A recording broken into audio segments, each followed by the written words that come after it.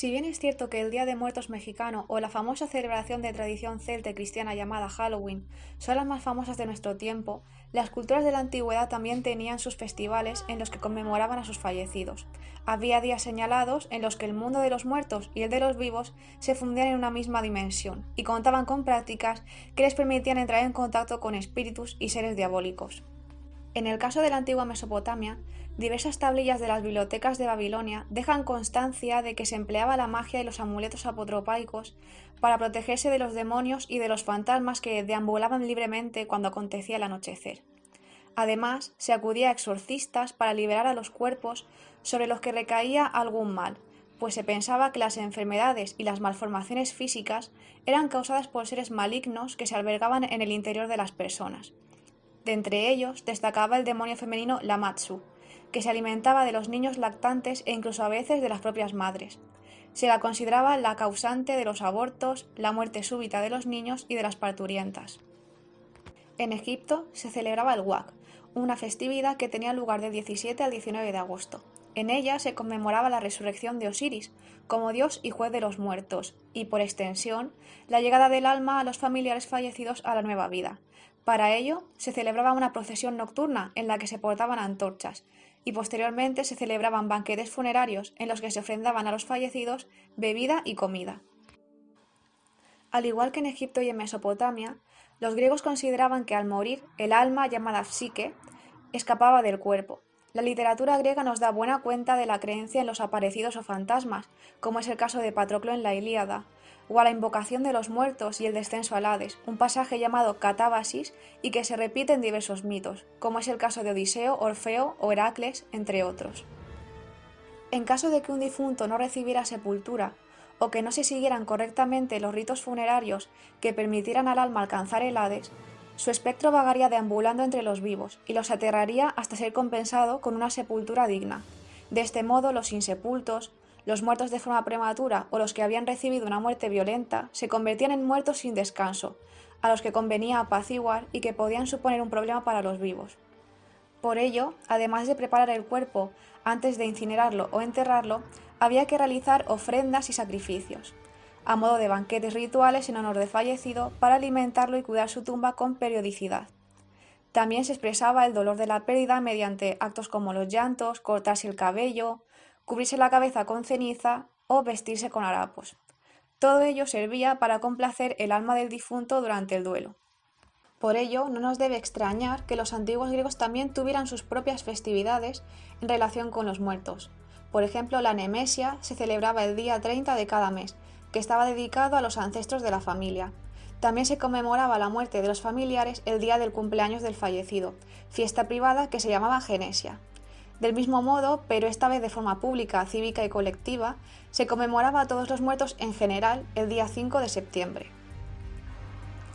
Las Antesterias eran otra festividad que duraba 3 días, celebrada durante el mes de febrero, los días 11, 12 y 13 respectivamente, en Atenas y en toda Jonia, en honor a Dionisio. El primer día se disfrutaba del primer vino fermentado y se hacían las libaciones al dios para celebrar su regreso anual. El segundo día, llamado Choes, los santuarios permanecían cerrados, se interrumpía la vida comercial, las puertas de las casas eran untadas de brea y se masticaba espino para espantar a los fantasmas que se creía que recorrían la ciudad durante ese día, posiblemente atraídos por el vino y celosos por los placeres de los que podían disfrutar los vivos. En las casas, las familias hacían concursos de bebida durante los que se debía guardar silencio, en los que participaban todos, incluso los niños a partir de 3 años y los siervos. En honor a los niños fallecidos se depositaban unas jarritas con vino sobre las tumbas, para invitarlos a ellos también a participar en la fiesta. El último día de este periodo, los atenienses preparaban una comida especial a base de cereales hervidos y frutos. Se realizaban ofrendas de miel y granos a Hermes Tonio, vinculado con el mundo de ultratumba.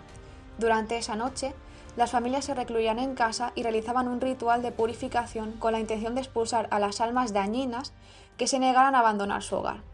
Se pronunciaba en voz alta: «Fuera, Queres, las Antesterias han terminado».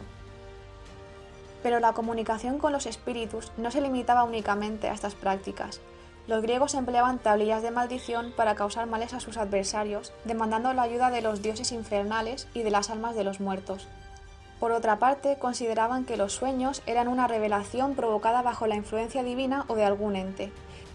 En definitiva, los sueños eran una vía de comunicación sobrenatural, por ello debían ser interpretados en clave simbólica, lo que condujo al desarrollo de la oniromancia como práctica adivinatoria. Otra técnica de adivinación era la necromancia, que consistía en entrar en contacto con los difuntos para que éstos desvelaran claves sobre el futuro, ya que éstos, al vivir fuera del tiempo de los mortales, tenían la capacidad de predecir lo que estaba por llegar.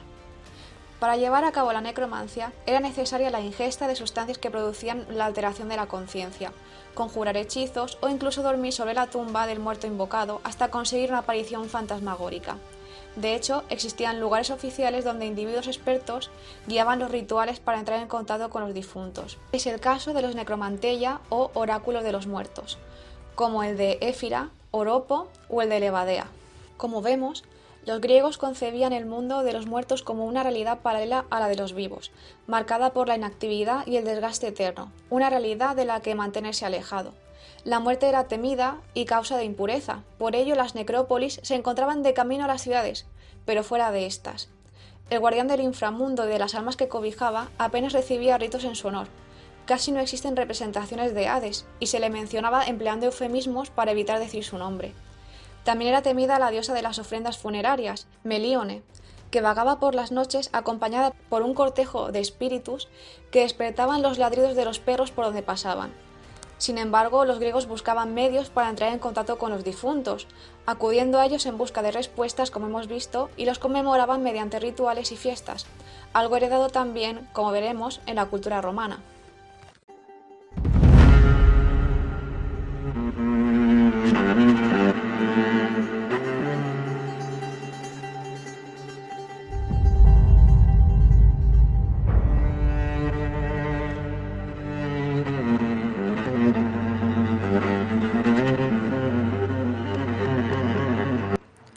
El culto a los difuntos en Roma estaba muy extendido y podía tener tanto carácter público como privado. Dichos ritos tenían como objetivo mantener vivo el recuerdo de los familiares fallecidos y asegurarles un tránsito seguro a la otra vida. Allí, la sombra del fallecido sufría un proceso de divinización y pasaba a formar parte de los manes, dioses familiares considerados benévolos y protectores de la familia. Es decir, el difunto necesitaba la piedad y el cuidado de los familiares vivos para poder descansar en paz. Por tanto, la sepultura, al igual que en Grecia, era un deber sagrado. Si se provocaba alguna irregularidad durante los ritos funerarios, el alma pasaba a convertirse en un fantasma. Los espíritus maléficos que andaban errantes eran llamados lemures o larvae. Por ello, existían días marcados para lidiar con los difuntos para garantizar la paz entre estos y los vivos. Estos días eran considerados nefastos, de modo que los templos permanecían cerrados y no se celebraban casamientos. Las parentalia, celebradas del 13 al 21 de febrero, eran festividades de carácter público cuyos ritos iban dirigidos a honrar a los parientes más cercanos. Se trataba de ritos marcados por el respeto a los antepasados y que pretendían estrechar los vínculos con los familiares fallecidos. Durante estas fiestas se visitaban las tumbas, se adornaban con farolillos, se realizaban ofrendas florales y se alimentaba a los difuntos clavando sobre la tierra unos tubos por los que se enviaba comida y bebida directamente sobre los restos. En cambio, las lemurias eran celebraciones privadas y familiares que se llevaban a cabo el 9, 11 y 13 de mayo, con el fin de purificar y expulsar a los espíritus hostiles que podían poner en riesgo el bien de la familia. El último día de las lemurias, el paterfamilias, como oficiante, realizaba un rito a medianoche. Descalzo se purificaba las manos con agua de una fuente y tomaba entre sus manos 9 habas negras. Las tiraba hacia atrás mientras repetía 9 veces: «Yo tiro estas habas, por ellas me salvo yo y los míos». No podía mirar a su espalda mientras lo hacía, pues se pensaba que las habas atraían al espíritu que acudía a recogerlas para alimentarse.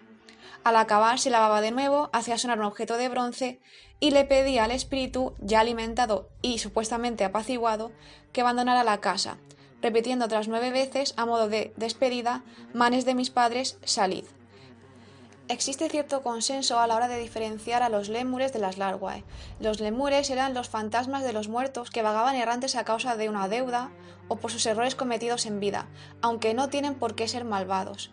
En cambio, las larva eran los espíritus que habían sufrido una muerte trágica, los que habían cometido algún crimen o los que habían sido condenados a muerte, de modo que tenían un carácter intrínsecamente maligno que los volvía muy peligrosos. Además, Horacio los relaciona con los vampiros, con las posesiones y la magia. Esto se debe a que los condenados a muerte quedaban insepultos o no podían ser enterrados en la necrópolis sagrada junto al resto de muertos. Por ello, sus sombras errantes quedaban desarraigadas de la ciudad y de sus familias, pero a merced de la magia. En cuanto a su representación, podían aparecer como sombras, espectros pálidos de rostro contraído y siniestro o esqueletos. Otras veces aparecen como personajes famosos o legendarios, o incluso con elementos relacionados con el arte de la danza y la música.